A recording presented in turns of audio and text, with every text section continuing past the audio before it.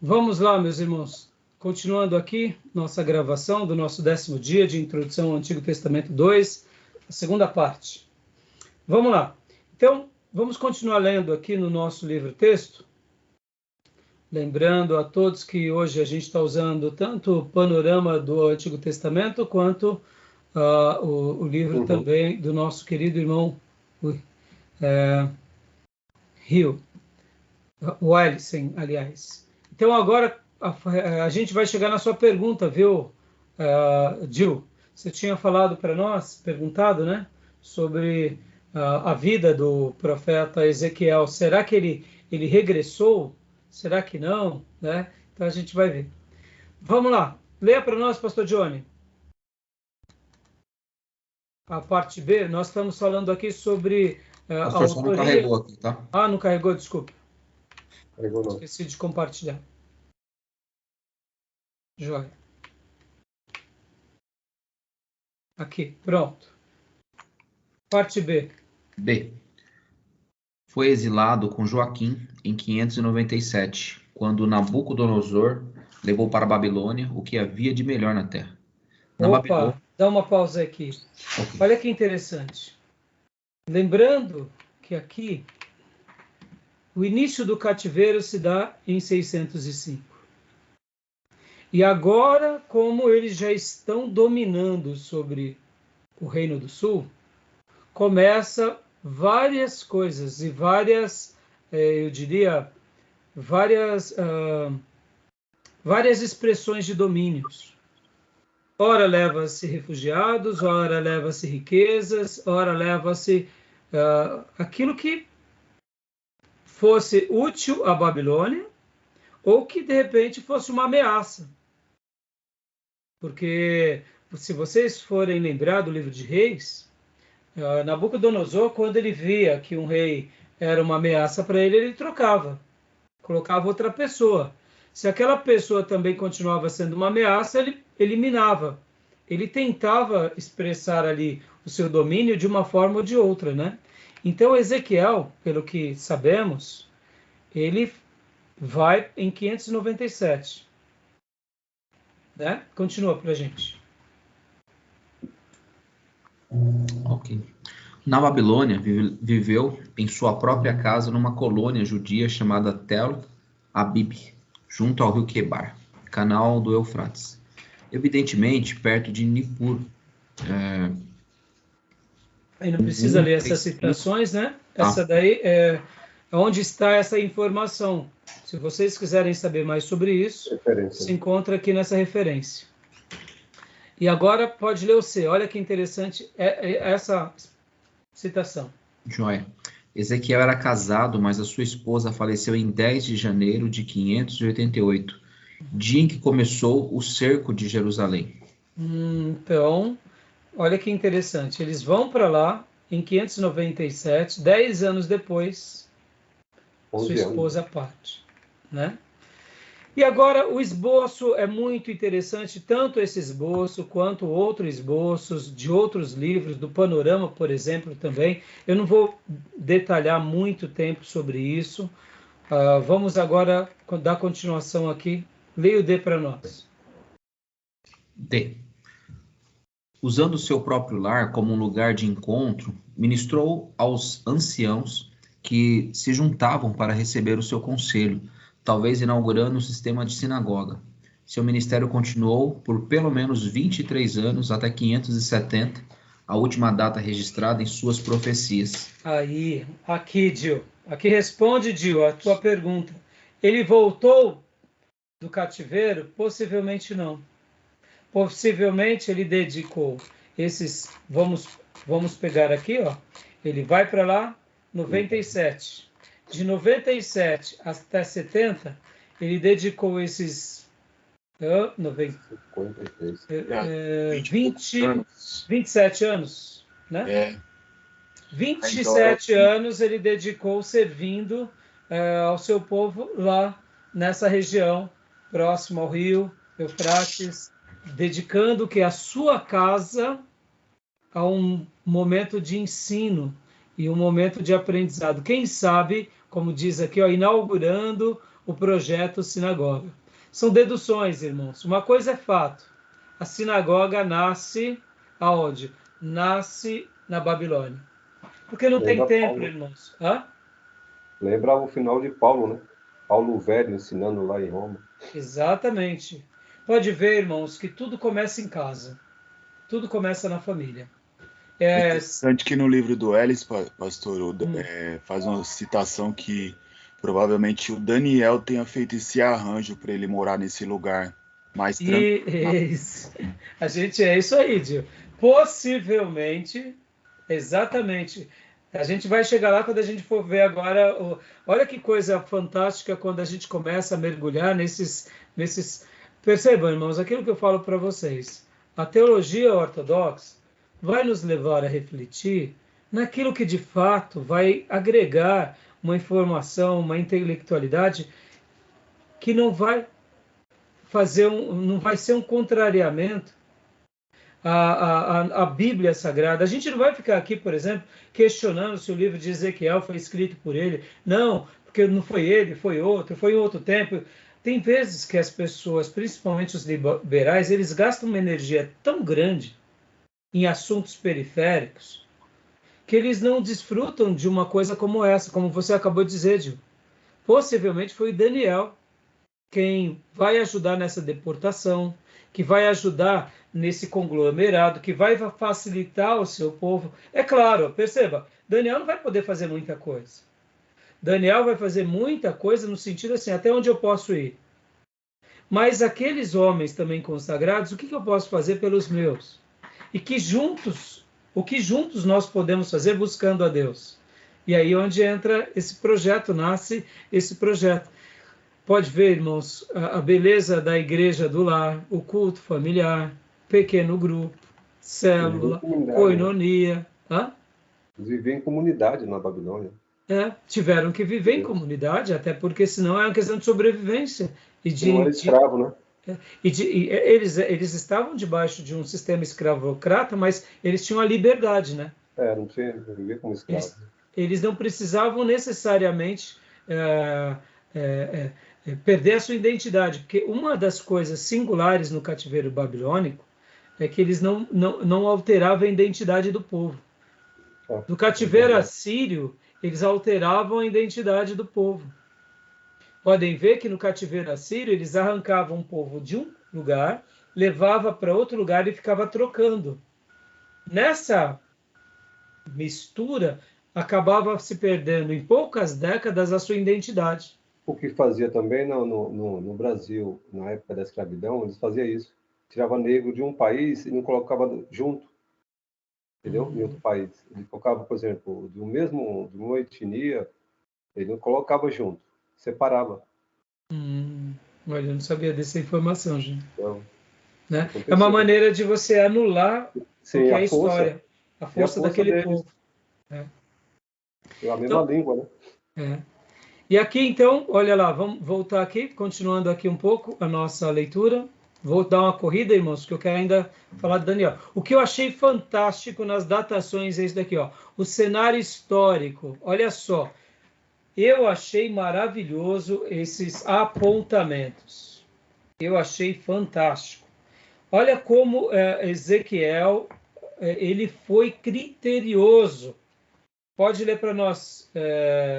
Pode ler, Maísa, por favor. Vou ligar o microfone e desativei a câmera. Começa aqui do A, professor? Isso. Cenário histórico. A. Data em que foi escrito. 592 a 570 AC. Ezequiel é extremamente exato ao datar muitas de suas profecias. Começa a datá-las em 597 a.C., ano do cativeiro de Joaquim. Eis a seguir as datas das profecias segundo a ordem bíblica. Primeiro. Então, olha só, olha que interessante. Vocês percebam a riqueza de detalhe. Diferente dos outros profetas que profetizam, alguns citam o rei, ele não, ele é tão... ao mesmo tempo que ele fala de visões, de coisas extremamente complicadas... Oi? Didático. Exatamente, ao mesmo tempo, e ele é didático nesse sentido, e ele faz questão, olha que interessante, ele faz questão de fazer apontamentos cronológicos, com endereço. É mais ou menos assim, ó, eu estou tendo uma visão aqui da besta, ela vai ter sim um tanto chifre e tal, mas olha, eu estou aqui em Poá, eu estou em tal dia, nos dias do governo tal, do acontecimento tal, para mostrar, olha, eu não sou louco. A minha mensagem pode parecer de doido, mas eu não tenho nada de doido, não, entendeu? Desculpem a minha brincadeira, né? Porque é muito interessante, irmãos. Então, continua aí para a gente, por favor, mas... 1. Ezequiel 1:1. 5 de julho de 592, quinto ano. Ezequiel, sua primeira visão da glória. 8:1. 5 de setembro de 591, sexto ano. Seu transporte para Jerusalém, em visão. Olha, como que a gente chega a essas datas, irmãos? Como que vocês acham que ele chega a essas datas? O texto bíblico vai fazer apontamento, né? Mas por que a gente tem uma precisão próxima de 5 de setembro? Vocês vão ver no final dessa construção o porquê. Dá para se chegar bem próximo, né? Claro, irmãos, se houver um debate de dias, mas é muito pouco, mas isso é tão rico, irmãos, essas informações, sabe? Isso mostra aquela ideia do profeta atuando na história. E aqui, olha que interessante, vamos parar por um momento e pensar no seguinte. Vamos parar no momento e pensar. Vamos fazer aqui uma avaliação crítica. Tá. Qual foi o propósito de Deus ter usado ele para pontuar a data? O que vocês acham? Por que foi tão importante esse acontecimento no caso aqui de Ezequiel, talvez mais do que Isaías, mais do que o próprio Jeremias? Quebrar toda e qualquer contestação, né? É muito específico. Como é que eu vou dizer que não aconteceu, sendo ele tão detalhista? Exatamente. E o que mais a gente poderia dizer sobre essa questão, pastor? O que vocês acham? Acho que para dar veracidade para a palavra mesmo, né? Qual era o contexto desse povo? Ele estava em cativo aonde? Em Babilônia. Agora, olha que interessante. Dentro disso, dando veracidade, quebrando os argumentos. Olha que interessante. Babilônia foi um império poderosíssimo? Sim. Foi. O judeu estava lá? Estava.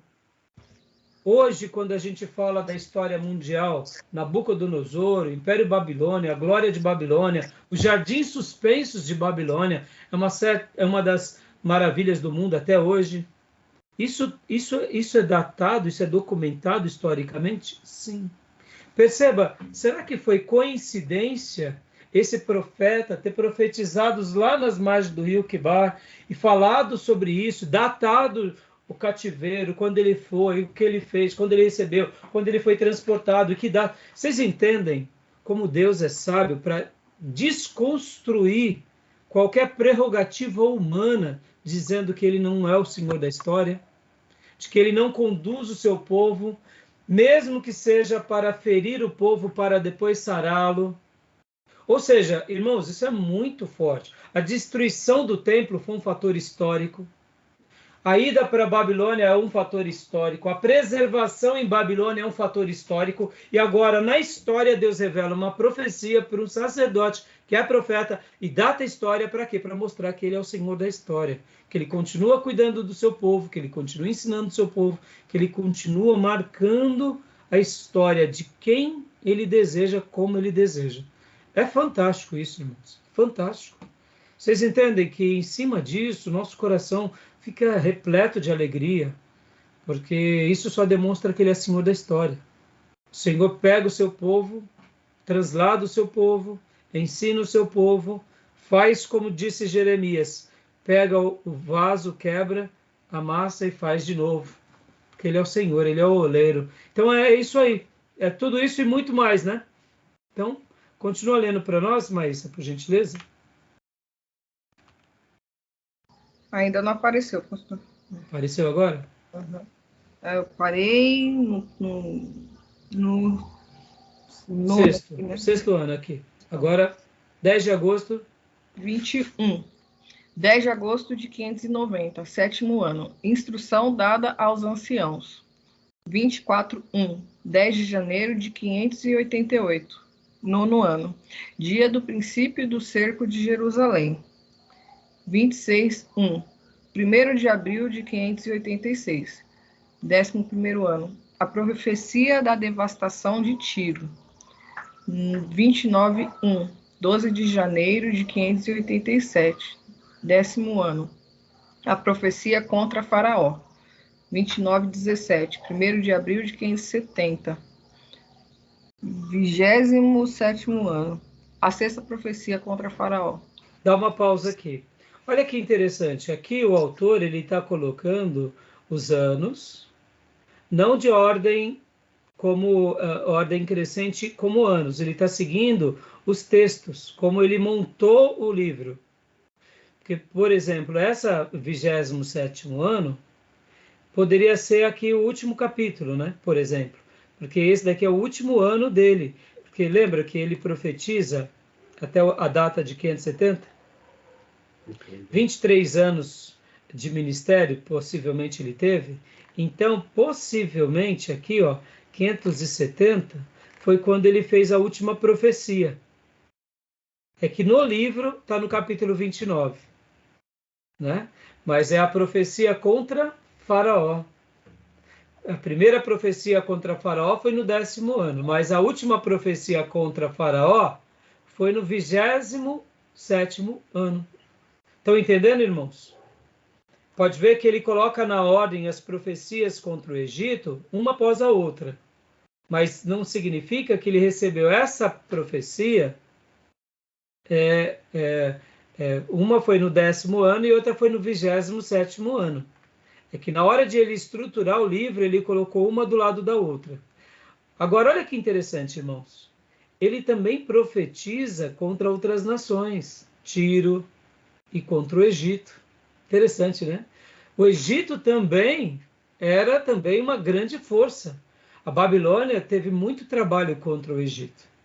E Deus estava mandando profecias ao Egito. Tudo bem até aí? Então, deu para compreender essa construção aqui, irmãos? Tá dando para compreender? Joia? Tá? Tá bom. Qualquer coisa, é só perguntar, tá bom? Então, continua, Maísa, por favor.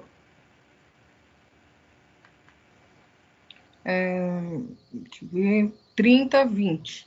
7 de abril de 586.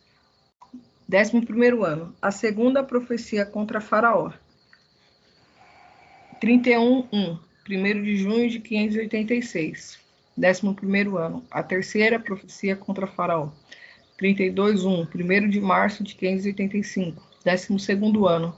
A quarta profecia contra Faraó. 32:17. 15 de abril de 585. 12º ano. A quinta profecia contra Faraó. 33:21. 5 de janeiro de 585. 12º ano. Chegada da notícia da queda de Jerusalém, ocorrida 5 meses antes.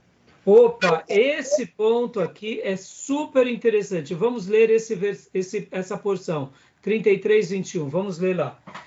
Ó, então ele está lá no rio, próximo ao rio Quebar, está ali juntamente com a sua comunidade, servindo a Deus, fazendo ali o papel dele de ser um sacerdote, e de repente vem a notícia. Qual? Jerusalém caiu. Pastor, mas Nabucodonosor já não estava dominando sobre Jerusalém, Judá? Já. E por que ele sitia e agora ele destrói? Não surgem umas perguntas assim na nossa cabeça, irmãos? Ué, mas por que ele sitia novamente e destrói? O que vocês acham que aconteceu?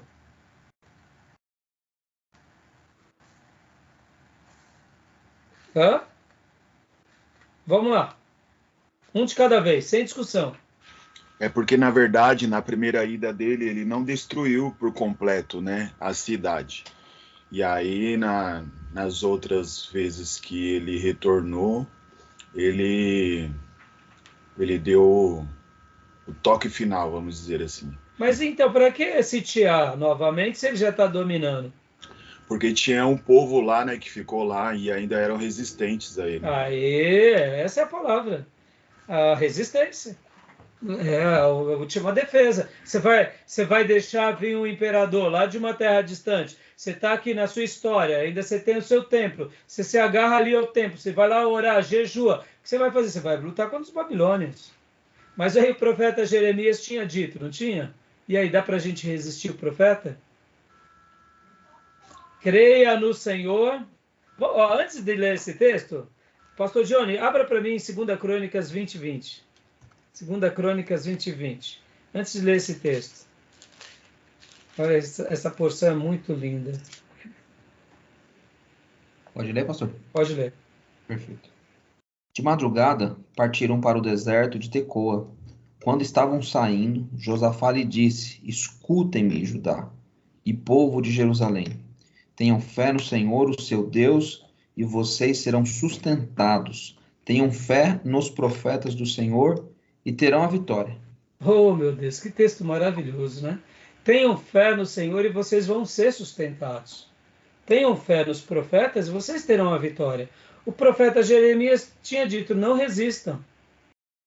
Seja tão derrotado. Não adianta batalhar. Entendeu, Gil? Foi por isso, mas houve ainda quem? Uma resistência. Porque era mais ou menos o seguinte: olha, tudo bem, o profeta Jeremias é de linhagem sacerdotal, mas deve ter falado besteira.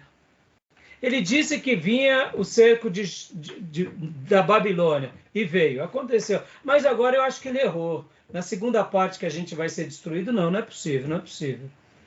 Eles resistiram. Então é por essa razão que há o sítio, e é por essa razão que chega a queda. E agora vamos ler 33:21 de Ezequiel. Quem achou? Pode ler.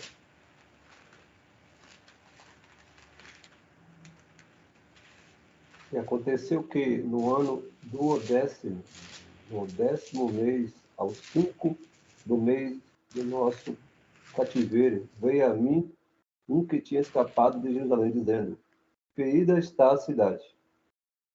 Olha só. Ele dá exatamente a data, o ano, o dia e o mês. E, inclusive, pode ver que quando ele faz essa menção, e logo na sequência, ele também mostra o quê? A quantidade de tempo que demorou para chegar essa mensagem até ele. Em outras palavras, sabe o que a gente entende, irmãos? Que de Jerusalém até onde ele estava, ou seja, até a Babilônia, demorava-se por volta de 4 a 5 meses. Esse é o período de peregrinação demorado, naqueles dias. Hã? É tudo demorado, né?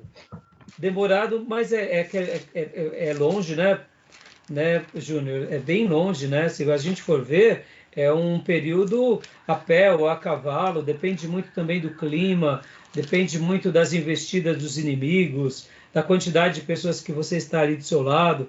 Então, aqui ele registra a queda de Jerusalém, né? Tá bom?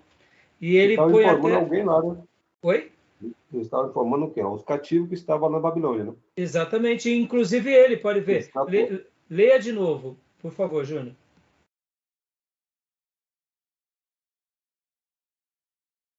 Leia de novo, Júnior, por favor. O mesmo texto. Aconteceu que no ano do no 10º mês, aos 5 do mês do nosso cativeiro, veio a mim um que tinha escapado de Jerusalém, dizendo: ferida está a cidade. Pronto. E aí, um que tinha escapado. Chegou a informação para ele. E aí, então, em cima disso, que por essa razão, que dá para fazer a reconstrução praticamente precisa ou quase precisa das demais datas. Porque as demais datas, ele sempre vai estar pontuando algum acontecimento, e então fica mais fácil, né? É claro, irmãos, tem aqui aquela questão do calendário hebraico e gregoriano, tem algumas variações, mas assim, quando se trata de datação do Velho Testamento, é uma das mais precisas. É muito interessante, né? Tá bom? Então continua para nós. Né? Hã?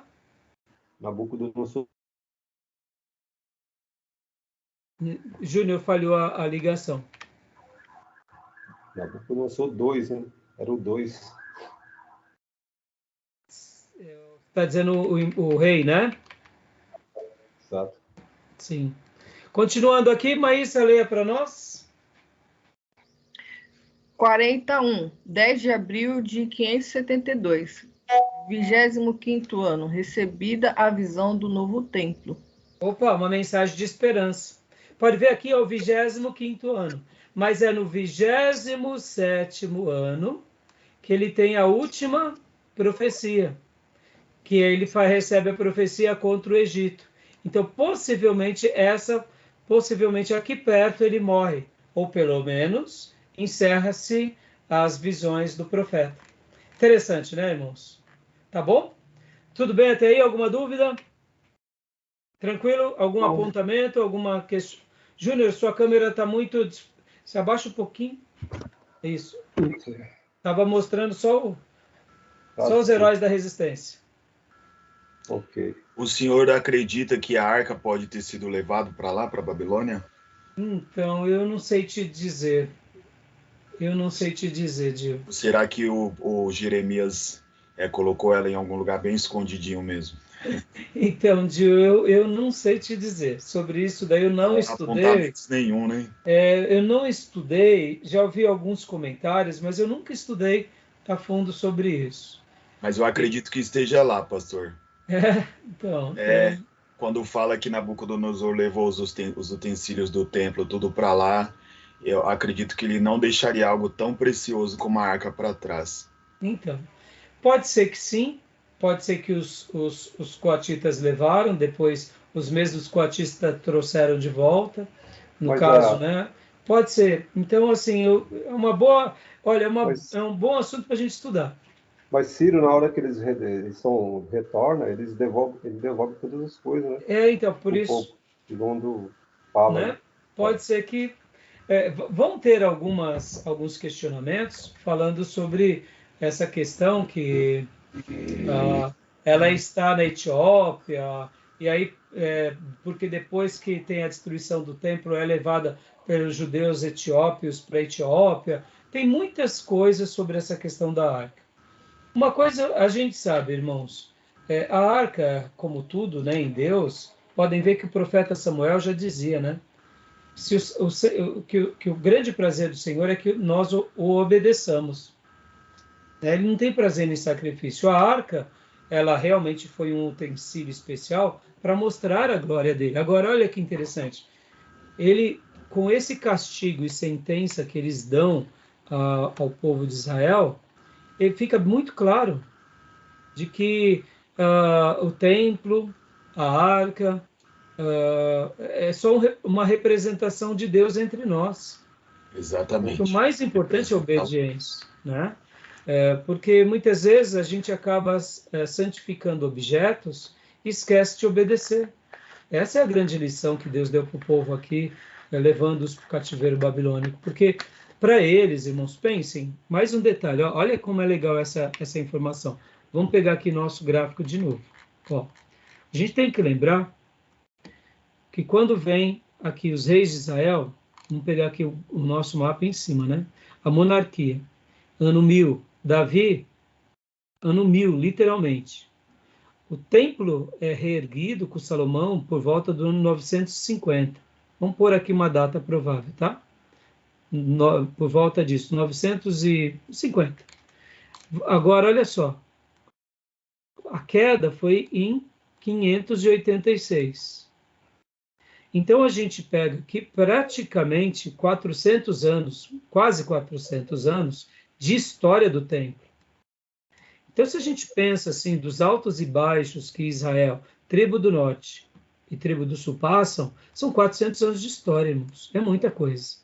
Então, querendo ou não, eles tinham aquela ilusão de que, não, Jerusalém nunca vai ser destruída. O templo vai se manter de pé. Mas é aquilo, Deus ele deixou sempre tão claro na palavra dele que essas coisas poderiam acontecer, e de fato acontece. Por isso que, assim, a importância da arca, ela tem sim uma importância, tem. Mas a grande relevância não é a arca pela arca, né? A grande relevância é a obediência ao princípio espiritual. Porque nessa retomada aqui, quando o povo volta com Zorobabel e reconstrói o templo, pode ver que por volta aqui de 520, daqui em diante também eles vão valorizar, vai ter depois a repaginada com Herodes, há todo esse misticismo, mas pode ver que nós sempre nos perdemos com a religião. Se a gente deixa o princípio espiritual, a gente vai para o princípio legal, e a gente parte só para a parte legalista, né, da religião. E Jesus, quando ele vem, ele reconfigura tudo, faz profecias, e hoje a história se repete, irmãos. Hoje nós temos os nossos credos, nós temos os nossos estatutos, nós temos as nossas confissões, nós temos os nossos templos e as nossas denominações. E se a gente não tomar cuidado, a gente também se perde com o quê? Com a religião. Mas se a gente seguir a Deus, né, desse princípio espiritual, a gente não se perde, né? Então é bem interessante essa questão. Tá bom? Vamos correr, irmãos, que eu ainda vou ter que falar de Daniel, né? Fala, Júnior. Só um detalhe aqui, a deportação foi do Reino do Sul, né? Judá. Ficaram lá na Babilônia. Eles não haviam dados que eles se comunicavam, né? Porque o Reino do Norte também estava lá, né? Então, o que acontece, Júnior, quando a gente pega, por exemplo, aqui esse período cativeiro assírio, né? Quando a gente vê a queda de Samaria, que nada, se a gente for ver, 722, a queda de Samaria, para 586, é bastante tempo, né? Praticamente, vamos dizer assim, 150 anos de diferença. Nesses 150 anos aqui, houve uma coisa muito interessante, porque o Império Assírio trouxe para Samaria muitos outros povos. Quando a gente vê, eles constroem altares, constroem templos, tanto é que acontece que os leões começam a matar as pessoas aqui de Samaria. E aí eles até entram e fazem uma reclamação lá para o imperador da Síria, dizendo, olha, o Deus da terra está destruindo a gente. E aí eles chamam sacerdotes que conheciam as histórias do Deus de Israel para começar a ensinar esse povo de Samaria, que agora está tudo misturado, que na realidade veio outros povos, para o quê? Para aprenderem a apaziguar o Deus da terra. Isso está lá no livro de Reis. E aí o que acontece? Esse momento aqui, o povo de 150 anos, eles já tinham realmente se misturado totalmente. Então ficou os judeus... ficou os judeus misturados, entendeu, Júnior? Então, mesmo que alguns samaritanos pudessem ter ido para o cativeiro babilônico, lá talvez eles se convertem, entendeu? Porque lá tinha essa questão da identidade religiosa. Podem ver que, olha que interessante, o cativeiro de Assírio ou a Samaria misturou todo mundo, o cativeiro babilônico não. Eles foram para um lugar distante, mas lá eles se preservaram. Aqui houve essa mistura. Pode ver que muitos israelitas são deportados para outros lugares, mas muitos ficam. Mas muitos outros povos de outras nações vêm para Samaria. Aí vira essa miscelânea total, entendeu? Sim, mas quando ele retorna todo, né? Todo judeu, todo Israel. Isso, mas isso é na tribo do sul, né? Isso é na tribo do sul, porque aqui o que acontece? Nesses 150 anos vamos dizer assim, de continuidade, né? Aqui, querendo ou não, logo depois, o que acontece historicamente? Vocês vão lembrar que a Babilônia se une ao reino Medo-Persa para contra-atacar o império da Samaria e destrói. E depois eles destroem, inclusive, Nínive. Então, ao mesmo tempo, esse povo que estava sob o domínio, né, outrora do cativeiro assírio, eles acabam sendo engolidos pelo cativeiro babilônico. Sim, mas a anexação, né?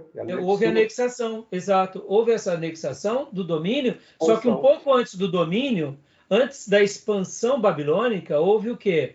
Houve essa destruição do quê? De Samaria. Ou melhor, da Síria e destruição de Nínive. um acontecimento também que marca muito a história mundial é a destruição de Nínive. Lembra que eu falei nas aulas anteriores que Nínive ela era uma cidade como Dubai, riquíssima. Sim, claro. Então, claro. a Babilônia, quando chega lá, destrói tudo. Ela e os medo-persas. Nesse primeiro momento, houve só a destruição.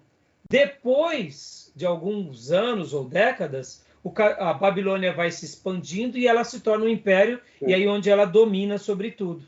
A gente vai ver já, inclusive nos slides de Daniel, o quê? Algumas coisas que é bem curioso. Por exemplo, o Império Babilônico, ou Neobabilônico, com Nabucodonosor, ele dura poucas décadas.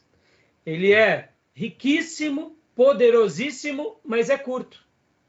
E o grande conquistador, assim como Tiglat-Pileser da Assíria foi o grande expansionista, Nabucodonosor foi esse grande expansionista. Só que ele tem vida curta, né? O Império Babilônico, que eu já tinha mencionado para vocês nas aulas anteriores, o Império Babilônico, o Império Assírio, o Império Egito, eles já eram grandes, isso há séculos. Só que eles eram regionais e não tinham essa projeção praticamente em toda essa região. O cativeiro babilônico ele passa a ser fortíssimo na Ásia Menor. Então, quando ele se torna essa expressão de império dominante, por isso que na história eles vão chamar neo-babilônico. E com Tiglat-Pileser, neo-assírio, porque foram as expansões mais poderosas. Então, mas ele ficou 70 anos, né, o povo de Judá. Exato, ele ficou 70 anos. E assim, eles ficaram 70 anos lá na Babilônia para regressar, mas eles regressam debaixo de que império? Do Medo-Persa, já não era mais babilônico, né? Sim. Mas não houve uma unidade nacional, será? Será que não houve uma unidade nacional? Você acha que não houve uma unidade nacional? Então, eu não sei te dizer, Júnior, o porquê.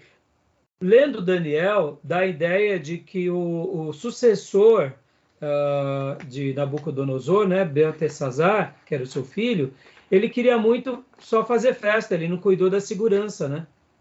Sabe aquela ideia, dominamos sobre tudo e nada vai acontecer conosco? E, de fato, ele estava vivendo esse momento de descuido, né? Ao mesmo tempo, também, a gente tem que lembrar que Babilônia serviu como juízo de Deus para castigar Israel, mas também Babilônia foi muito cruel. E Deus também não profetizou a ruína da Babilônia? Então, também, eles colheram parte do que tinham plantado, né? Porque eles exploravam, eles destruíam, eles cometiam muitas maldades. Então, os motivos assim, Júnior, eu não sei te dizer. De fato, dá a ideia que Judá é Israel, sendo que é uma tribo do sul, né? Eu falo com a unidade toda, né? Como a Márcia fala lá. Exato. Divisão. É que, na realidade, eles acabam representando toda a nação, né? É que nem Sião, né? Porque eles são remanescentes. Quando o povo de Israel, em 48, retorna com o decreto da independência, o judeu volta do mundo inteiro. É judeu da União Soviética, da Argentina, da Ásia, da África, é todo judeu, a unidade nacional. Lá, o diferencial, Júnior, que acontece no cativeiro medo-persa, é que Israel já tinha prosperado tanto, eles já estavam com tanta, vamos dizer assim, debaixo de tanta graça, que muitos se mantiveram nessas cidades, não quiseram retornar, por escolha. Daniel não retornou, né? Daniel não retornou. Né? Interessante, né? Então, continuando aqui, irmão, vamos ler rapidinho. Só vamos ler agora as partes que eu destaquei, porque assim, você vê, nossa aula, eu faço questão de ficar fazendo esses debates para poder esclarecer, para poder pontuar. É claro, muita coisa eu posso não saber, porque eu também tenho que estudar bastante para passar para vocês e não sou especialista desses assuntos, né? Minha área e cadeiras principais são mais as questões pastorais mesmo e teologia sistemática. Mas, assim, é uma área que eu gosto muito, né? E, então, assim, muitas perguntas eu também não posso não saber. Mas por isso que eu gosto de ficar fazendo esses debates, porque vão esclarecendo, né? Então, agora, para a gente correr, vamos lá. A localização geográfica de Ezequiel. Leia para nós, pode ler para nós? Quem quiser ler aqui essa parte em destaque. Ezequiel e Daniel diferem de todos os outros profetas no fato de o seu ministério ter sido exercido primordialmente fora da Palestina. Daniel, da família real de Judá, serviu na corte real, gentia da Babilônia. Ezequiel, um sacerdote, foi conselheiro dos exilados judeus. Eram ambos da mesma idade, aproximadamente, sendo que Daniel foi exilado em 605 e Ezequiel em 597 a.C. Ou seja, aqui responde aquela também pergunta que vocês me fizeram sobre as deportações.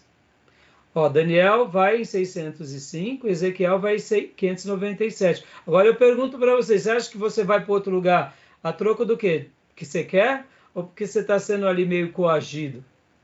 Entendeu? Então é interessante, né? Então, a colônia que ele ficava era por volta de 80 quilômetros a sudeste da Babilônia.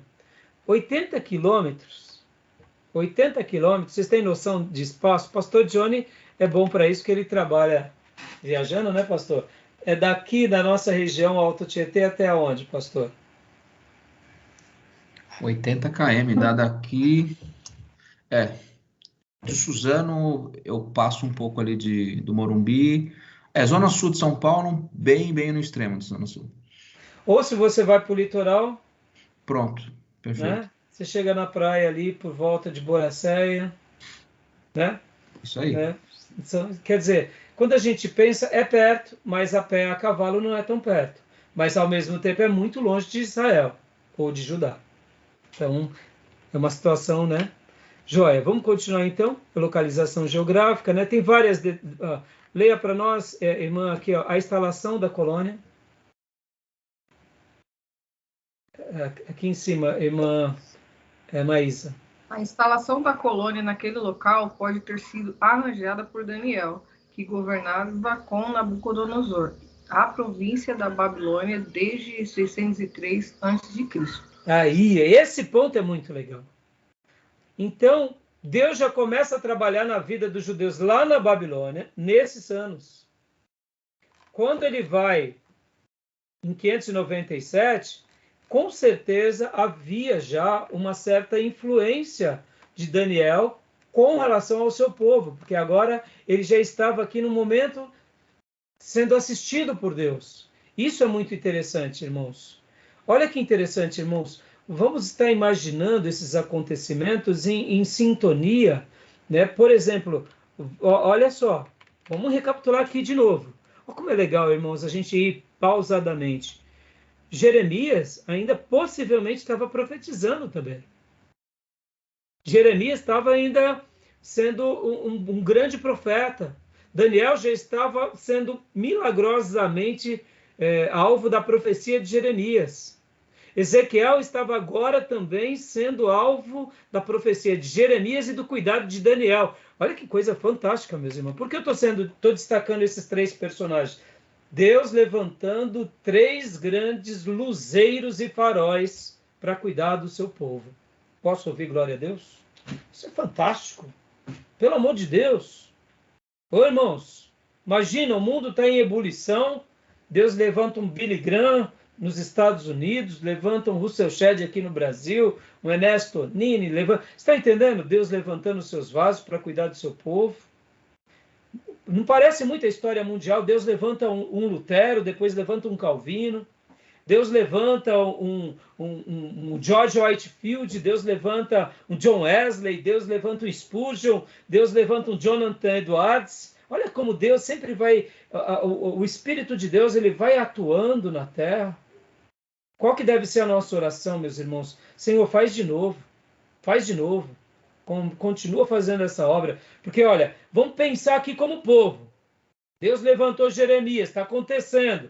De repente, os jovens lá da corte vai para Babilônia, e lá na Babilônia ele clama a Deus, não se contamina. Deus agracia, põe ele como governador. Deus levanta um sacerdote que recebe visões lá no rio Quedar e começa a profetizar, ou seja, aos luzeiros, aos faróis do Eterno, conduzindo o povo, preservando o povo. A história não se repete, meus irmãos. Deus seja louvado. E eu fiz questão de estar indo com calma, porque eu queria destacar isso para vocês. Eu sei que é introdução, irmãos. É introdução. Mas percebam a grandeza desses 3 irmãos trabalhando em sincronia.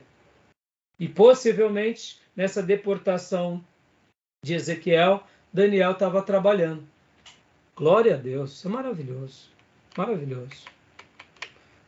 Vamos lá. Continua para nós, irmã Maísa. Cenário político. Cenário político. A ação do livro vai desde a época da sujeição de Judá à Babilônia até a época do cativeiro na Babilônia. Como já foi observado, providencialmente tinha Daniel sido elevado a governador de toda a província da Babilônia, bem como chefe dos sábios ou conselheiros de Nabucodonosor. Dá uma pausa aí, filha. Sujeição de Judá à Babilônia. Guarda essa frase. E cativeiro. Perceba como Deus ele vai permitindo as coisas.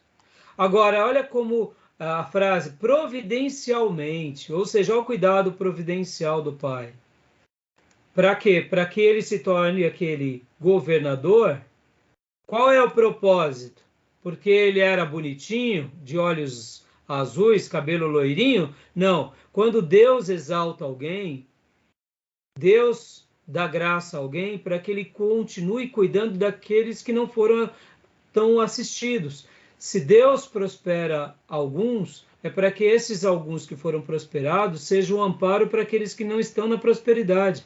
Se Deus eleva dando sabedoria a alguns, é para que esses alguns tenham que agora sejam usados conduzindo aqueles que têm menos sabedoria. Ou seja, Daniel não se perdeu, irmãos. Daniel é simplesmente especial. Então, só quis dar um destaque. Continua aqui já. Já que isso acontecera 5 anos antes da deportação de Ezequiel e 16 anos antes do exílio final em 586, os exilados judeus da Babilônia estavam em boas mãos politicamente. Foi também essa época do apogeu do poder e glória da Babilônia. Ou seja, Deus sempre cuidará dos seus. Amém, meus irmãos? Glória a Deus, né? Fantástico. Continua lendo para nós aqui, irmã, cenário religioso. Só essas 2 partes que estão em destaque. Cenário religioso. Neste livro, Israel não somente está sem rei e sem país, como também sem um templo e sem os meios de cumprir os ritos religiosos ordenados por Moisés. O único lugar de ajuntamento religioso na Babilônia registrado por Ezequiel é a sua própria casa, onde ele aconselhava os anciãos. Esses anciãos eram evidentemente os primeiros líderes de sinagoga. Glória a Deus. Projeto Igreja nasce em casa. Continua. O caráter espiritual dos exilados a quem Ezequiel ministrava não era melhor do que o daqueles a quem Jeremias ministrava em Jerusalém. Ele empregava uma frase característica para descrevê-los: casa rebelde. Usada quantas vezes? Usada 16 vezes por Ezequiel e raramente encontrada em outros livros. Ou seja, o povinho difícil. E aqui, irmão, deixa eu dizer aqui, olhando os olhos de vocês dos meus olhos. Olha aqui, ó. Não pense vocês que vai ser fácil não, viu? Ministério é assim, viu? Tá? Ser humano é igual, não mudou, só mudou a roupagem e o estilo. Mas as pessoas não são fáceis de ser lidadas, tá bom? É assim. Então, vai pensando que a gente vai ter só filé mignon, não. Vai ter dificuldade. Profeta é assim, tá bom? Casa rebelde. Então, vamos concluir aqui. Bom, o objetivo do livro de Ezequiel, né? Promover arrependimento e fé, estimular esperança e confiança. E aqui, contribuições singulares de Ezequiel. Eu só vou ler essa primeira frase, porque agora aqui vai vir vários apontamentos. Olha que interessante, o livro trata, eu achei isso fantástico, mas para a gente correr, para a gente ir também para o livro de Daniel, porque o livro de Daniel é muito bom. O profeta com muitos audiovisuais. Nenhum outro profeta fez tanto uso da linguagem figurada ou de visões. O livro está cheio de provérbios, alegorias, ações simbólicas, pequenas descrições e visões apocalípticas, foram formas usadas especialmente para chamar a atenção e imprimir as verdades no restante do povo judeu rebelde e endurecido que estava na Babilônia. Ocorreram em todo o livro. Aí vai citando as citações, as visões. É muito interessante isso como estudo, tá, irmãos?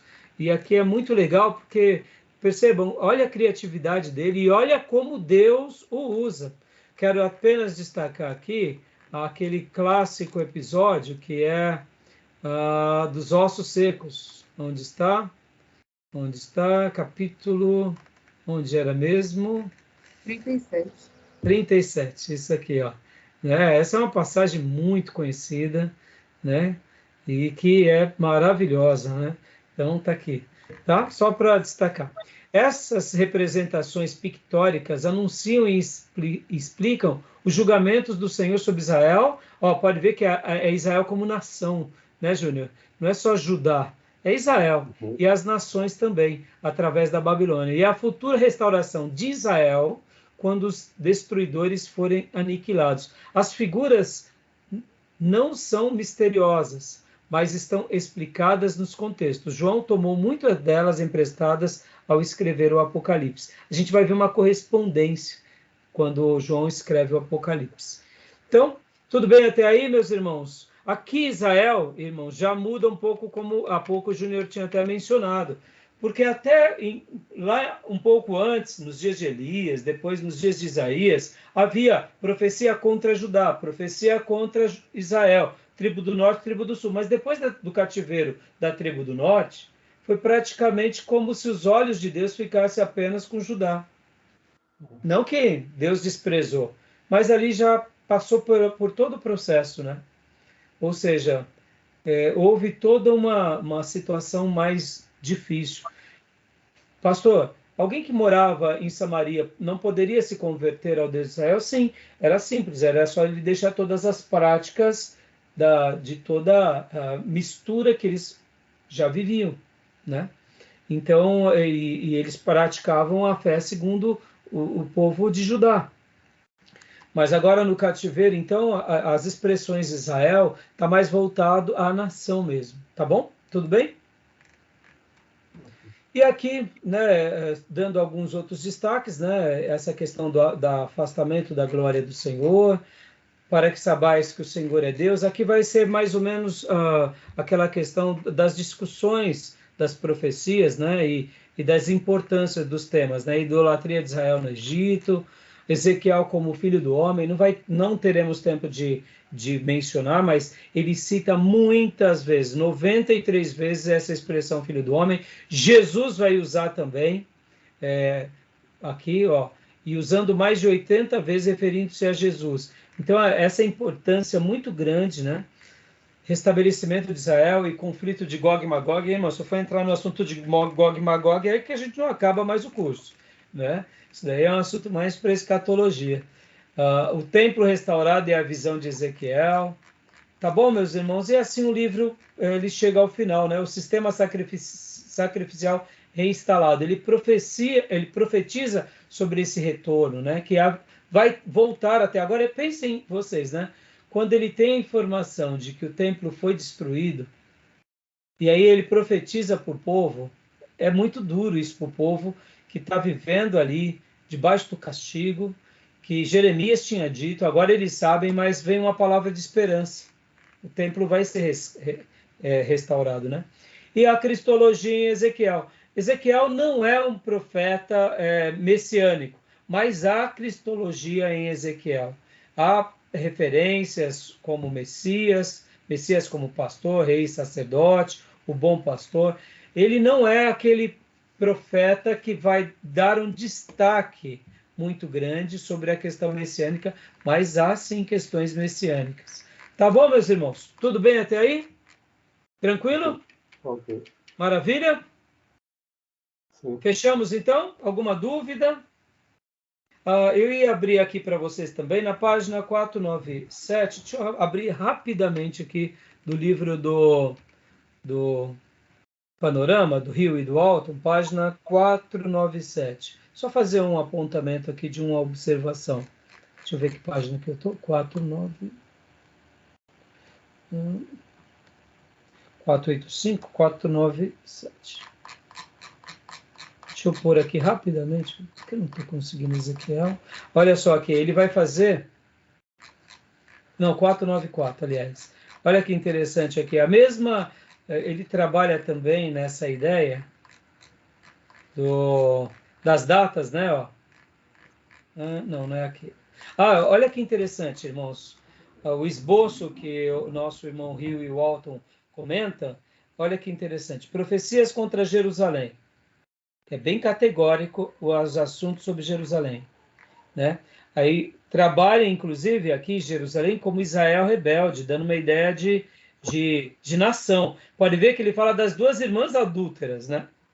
Ele põe os dois na mesma panela, né? Já que se tratando desse assunto, usei panela simplesmente porque estava panela aqui no capítulo 24. E depois vem profecia contra as nações. Olha a quantidade de profecias que também ele dá às demais nações. Eu gostei dessa divisão. Amon, Moabe, Edom, a Filistia, Tiro e Sidom e o Egito. Ele dedica muito tempo ao Egito. Depois, profecias do Israel restaurado, 33 ao 35. Então, você pode ver que a maneira que o livro foi organizado foi muito didático. Vocês entendem porque, quando ele fala sobre o Egito aqui, ele une as duas coisas do Egito, porque a impressão que eu tenho é que ele quis deixar o seguinte, essa divisão mesmo. Pode ver, profecias contra Jerusalém e automaticamente contra o povo de Deus. Depois, profecia contra as outras nações. Aí ele põe tudo no pacote. E aí vem profecia do Israel restaurado, que aqui ele já trabalha a ideia da restauração de quem? Da nação de Deus, o povo de Deus. E então, assim, eu gostei demais dessa divisão, né? Ele restaura, né, o povo, os símbolos, a ideia dos ossos, aquela questão do conflito, o templo, o príncipe, os levitas e os sacerdotes, tudo é restaurado. O templo é restaurado, os limites de Israel são restaurados, Deus divide a terra, e aí, né, eu achei muito legal esse esboço aqui do Will e do Alton, viu? Tá bom, meus irmãos? Joia? Aqui vem um mapa, né, que ele trabalha sobre essa questão, né, só para a gente ter uma ideia. E agora o que eu queria mostrar para vocês também é essa outra questão aqui, ó. Aqui, ó. Aqui. As datações, ó. Junho de 593, né? Ele vai trazendo aqui as datas. Eu achei muito legal. Tá vendo? Isso é muito interessante. Tá joia? Alguma pergunta a mais? Alguma dúvida?